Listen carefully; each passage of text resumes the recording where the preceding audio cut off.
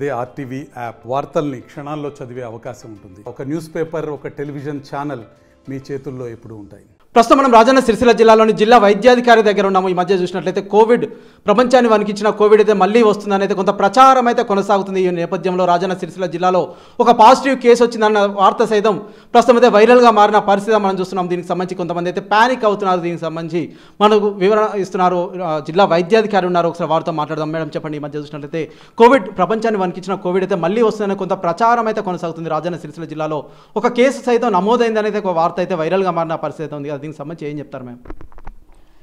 Sir, ఇప్పటివరకు అయితే మనకు గవర్నమెంట్ అఫీషియల్గా అయితే డిక్లేర్ అయిన కన్ఫర్మ్ అయిన కేసెస్ మాత్రం ఏవి ఇప్పటివరకు మన దృష్టికి రాలేదు సార్. వచ్చినట్టుంటే డెఫినెట్గా మేము ప్రజలకు కావాల్సిన ఇన్ఫర్మేషన్ అనేది మేము షేర్ చేస్తాము.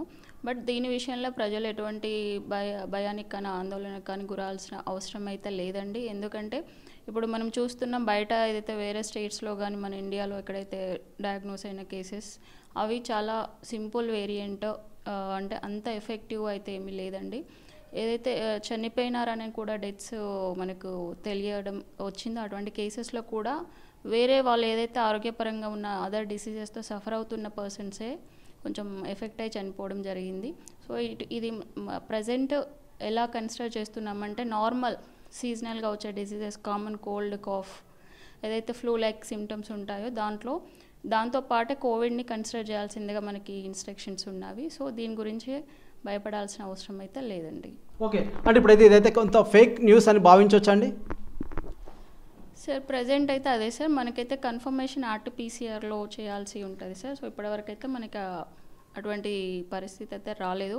వస్తే డెఫినెట్గా మనం దాన్ని ఆ టెస్ట్ ద్వారా కన్ఫర్మేషన్ చేశాకనే కోవిడ్ అనేది నిర్ధారణ అనేది చేయడం జరుగుతుంది. ఓకే అండి, అంటే ఒకప్పుడు అయితే మనకైతే అందరికైతే సుపరిచితమే, అంటే దీనికి సంబంధించి ఎటువంటి జాగ్రత్తలు తీసుకోవాలని సుపరిచితం అయినప్పటికీ సైతం ఇప్పుడైతే కొంత ప్రచారం జరుగుతున్న నేపథ్యంలో అందరికైతే ఏం చెప్తారు? అంటే కొంత సోషల్ డిస్టెన్స్ కావచ్చు, శానిటేషన్తో పాటు ఇంకా ఏం చెప్తారు మేము? అంటే కొంత ప్యానిక్ అవ్వకుండా ఉండడానికి కావచ్చు, అంతేకాకుండా కొన్ని జాగ్రత్తలు అయితే పాటించాలి. ఇప్పుడైతే వచ్చేది రెయినీ సీజన్ కాబట్టి దీనికి సంబంధించి ఏం చెప్తారు మ్యామ్? అదే సార్, మనకి ఏదైతే మన వైరల్ డిసీజెస్ తీసుకునే ప్రికాషన్స్ ఉంటాయో ముందు మనం కోవిడ్ పీరియడ్లో అప్పుడు తీసుకున్న ఒకరి నుండి ఒకరికి స్ప్రెడ్ అయ్యే అవకాశం ఉంటుంది కాబట్టి ఖచ్చితంగా సోషల్ డిస్టెన్స్ అనేది మెయింటైన్ చేయాల్సి ఉంటుంది.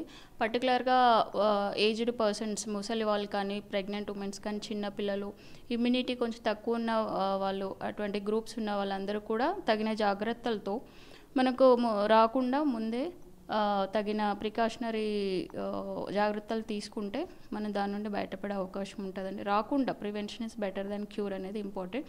సో నార్మల్ కోల్డ్ కూడా మనకు పక్కనే ఉంటే ఈజీగా స్ప్రెడ్ అవుతుంటుంది. సో మన గ్యాదరింగ్స్, మాస్, ఎక్కడైతే ఫంక్షన్స్ కానీ ఏదైనా మీటింగ్స్ కానీ వెళ్ళిన ప్లేసెస్లో కూడా మనము మాస్క్ వాడడం, లేదంటే డిస్టెన్స్ మెయింటైన్ చేయడం అనేది, తరచూ మనము చేతులు అక్కడెక్కడ టచ్ చేసిన అదర్ ప్లేసెస్లో కూడా హ్యాండ్ వాషింగ్ అనేది చాలా ఇంపార్టెంట్ అండి. So prevention is better than cure అనేది సజెస్ట్ చేస్తున్నాను. ఓకే అండి, అంటే ప్రస్తుతం అయితే ఇప్పుడైతే వచ్చేదైతే వర్షాకాలం కాబట్టి కొంత సీజనల్ డిసీజ్గా సైతం వచ్చే ప్రమాదం అయితే ఉంటుంది. అంతేకాకుండా ఇప్పుడైతే డెంగ్యూ సైతం అధికంగా ఉన్నట్టు కొంత ప్రచారం అయితే కొనసాగుతుంది. దీనికి సంబంధించి ఏం చెప్తారంటే ఎటువంటి జాగ్రత్తలు తీసుకోవాలి? అంటే డెంగ్యూ వచ్చిన తర్వాత సైతం ఎలాంటి చర్యలు తీసుకుంటే బాగుంటుంది అంటారు మ్యామ్?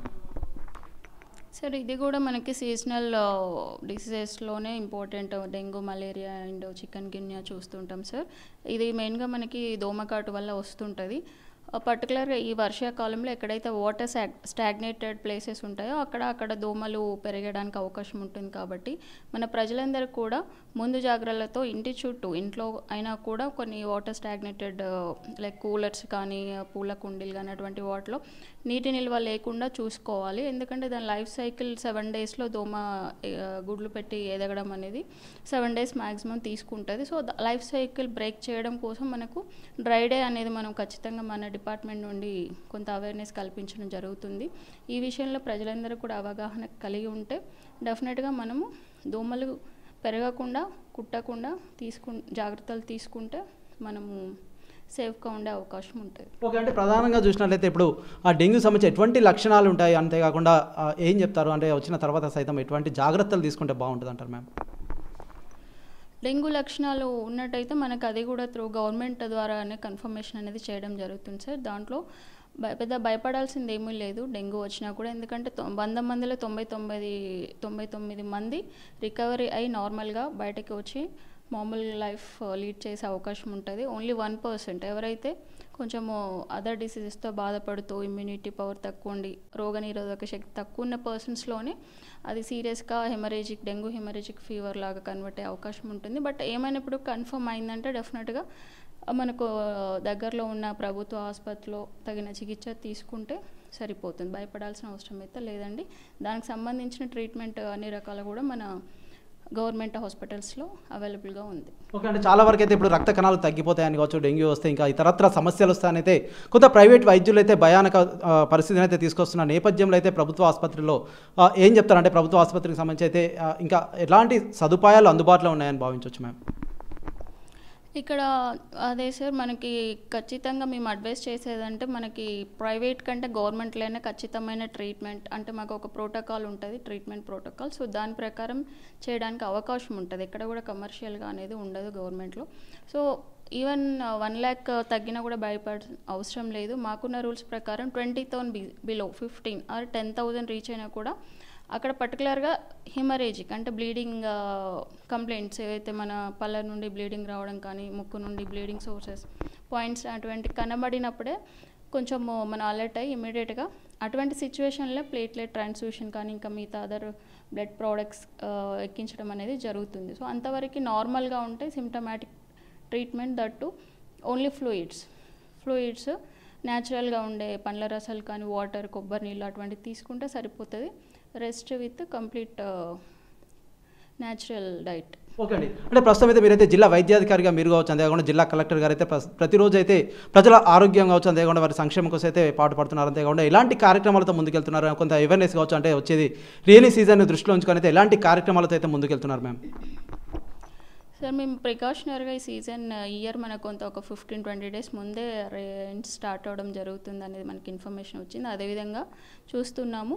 సో మన డిస్ట్రిక్ట్ కలెక్టర్ సార్ ఆదేశాల ప్రకారం మనం లాస్ట్ మంత్ 15th day రోజే మన డిపార్ట్మెంట్స్ ఏమైతే ఉన్నాయో health department and municipal and మన రెవెన్యూ డిపార్ట్మెంట్ గ్రామ పంచాయతీ స్టాఫ్తో కోఆర్డినేషన్ మీటింగ్ మనకి డెంగ్యూ అండ్ మలేరియా చికెన్ గున్యా మీద కూడా కొంత అవేర్నెస్ క్లాసెస్ తీసుకోవడం జరిగింది సార్.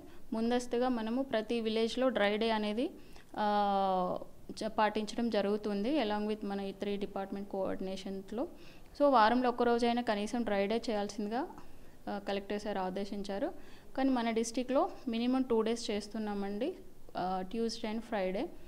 సో ఇంకా దాంతోపాటు మనకు స్ప్రేయింగ్ అనేది కూడా చేయడం జరుగుతుంది ప్రతి ఇంటిలో.